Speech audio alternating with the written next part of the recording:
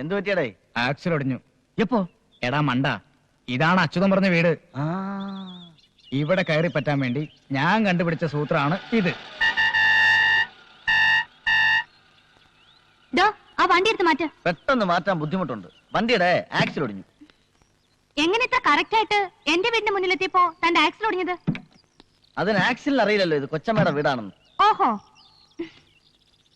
ഇതിലും നന്നായിട്ട് സംസാരിക്കുന്ന പൂവാലന്മാരെ ഞാൻ ഒരുപാട് കണ്ടിട്ടുണ്ട്. ആണല്ലേ? അപ്പൊ നീ പുതിയ പൂവാലന്മാരെ തപ്പി ഇറങ്ങിയതാ? വണ്ടി എടുത്ത് മാറ്റടോ.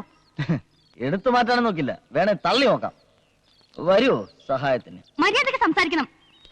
എടാ കൊച്ചലാപ്പി, പെണ്ണിന്റെ ചൊടിപ്പുണ്ടില്ലേ? ചരക്ക് കൊള്ളാലോ. അനാവശ്യം പറഞ്ഞാലുണ്ടല്ലോ.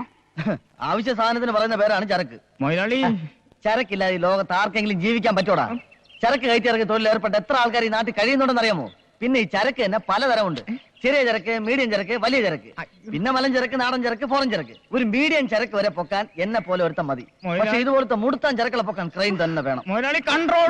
കാണിച്ചു തരാടോ. അതൊക്കെ കാണിക്കേണ്ടവരെ കാണിക്കാറാവുമ്പോ കാണിച്ചാ പോരെ, എന്നെ എന്തിനാ കാണിക്കുന്നത്? നശിപ്പിച്ചില്ലേ? ഓ, മൂത്തോ ഈ സംസാരിച്ച ഓടാങ്ങ് നശിച്ചു. അതല്ല, ആ പെണ്ണിനെ കെട്ടാനാ നമ്മൾ ഇവിടെ വന്നത്. ഇതിന് അവന്റെ ഒരു അഹങ്കാരം. ഏതോ ഒരു വാളങ്കോടം നടന്നു വരുന്നുണ്ട്. അവളുടെ തന്തയാണോ എന്ന് സംശയമുണ്ട്.